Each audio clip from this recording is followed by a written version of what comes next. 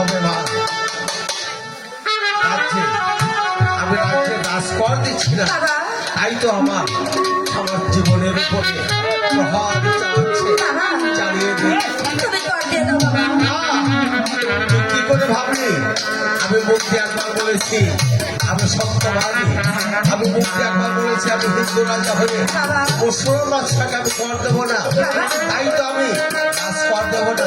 আমি তোমাকে একটি কথা বলবো বাবা, কর যদি নাই দেবে তাহলে চলো আমরা এখান থেকে পালিয়ে যাই বাবা। এরা ভাবলি কি করে? বলি আজ পালাতে শিখেনি, বলি আজ শিয়ালের মতন পালিয়ে যাবে না, বলি আজ সিংহের মতন একদিন বেঁচে থাকবে, তাও ভালো। তবু আমি পালিয়ে যাবো না। তবে তুই অন্দরমহল হতে যখন এসেছিস, চল যাই তোকে আমি অন্দরমহল দেখে আসি।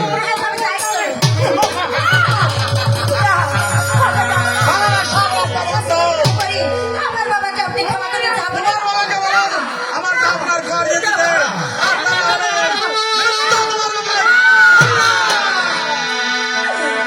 আচ্ছা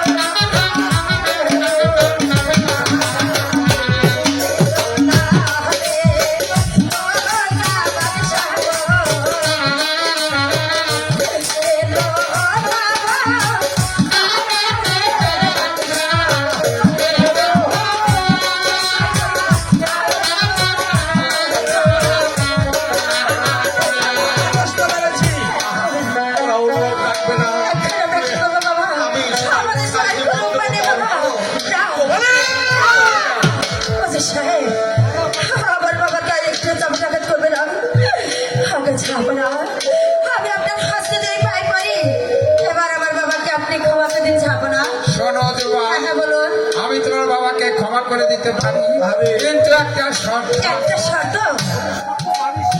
ওগো বাবা মানবে না বাবা ওদের শর্ত আমি মানবে না দেখো সইতে পারছি না বাবা তুমি এখানে দাঁড়িয়ে থাকো বাবা যাবো না এমন কি শর্ত বাবা একবার আমি শুনে আসছি বাবা তুমি এখানে দাঁড়িয়ে থাকো না বাবা তুমি এখানে দাঁড়িয়ে থাকো আমি যাবো না আপনার এমন কি শর্ত যাবো না আপনি যাবাকে বলুন আমি যখন আপনার পালন কিনা বলুন যাবো না শোনো বাবা, হ্যাঁ, বলুন আমি তোমাকে দেখে দুর্বার ফেলছি, তাই আমি তোমাকে স্বাধীন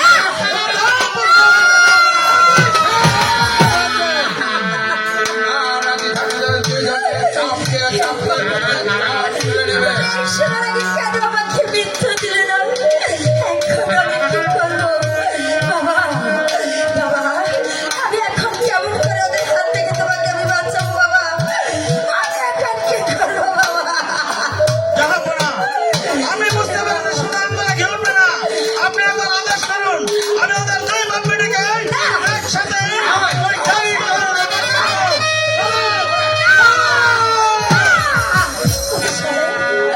আপনার যাবো নাকি বলুন? আমি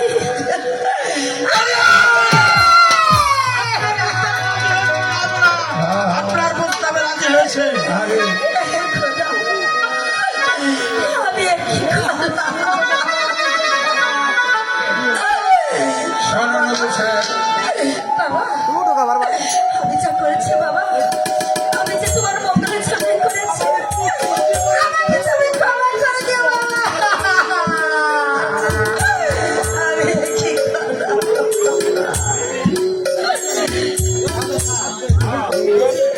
শোনো নবু সাহেব, বরং যাবো না পরিণতি আসলে বয়সে আমাদের চেয়ে অনেক বড়, হ্যাঁ। তাই তার সঙ্গে যে বিয়াদবি করেছে তার কাছে ক্ষমা চেয়ে নিলাম।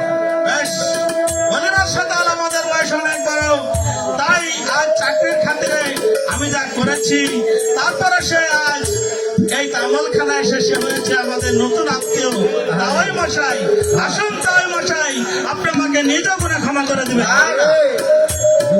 আইনের কর্তব্য তুমি যা করেছ আমি তাতে অসন্তুষ্ট। আর একটি কথা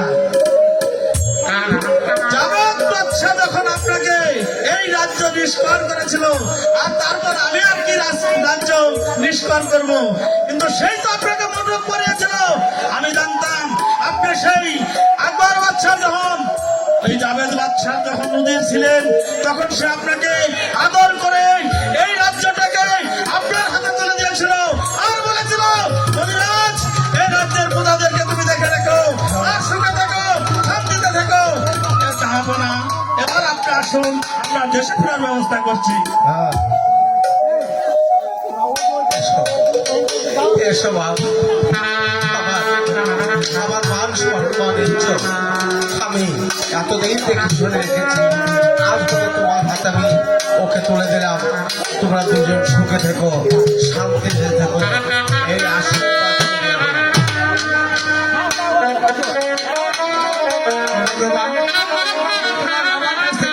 বিদায় নিয়েছে। আগো বাবা আপনি আমাকে হাসি মুখে বিদায় দিন বাবা কি বলছিস তুই বাবা বহুদিনের সাধনা ছিল এই রাজ্যের অধীশ্বরী হবি তুই আজ তুই আমাকে ছেড়ে চলে যাবি না আমি তা স্বইচ্ছা আমি তোকে বিদায় দিতে পারবো না বিদায় আমাকে দিতেই হবে বাবা কোনো পিতা পারেনি তার মেয়েকে হাসি মুখে বিদায় দিতে আমি কেমন করে তোকে বিদায় দেবো না তুই আমার কাছে বিদায় দিতে পারবি না তারিখে যখন জন্ম নিয়েছি বাবা আজ তার আমার যে স্বামীর ঘরে যেতেই হবে আপনি আমাকে হাসি মুখে বিদায় দিন বাবা আপনি আমাকে হাসি মুখে বিদায় দিন বিদায় দাবি বিদায় দাও বাবা গো আরে বিদায় দাও বাবা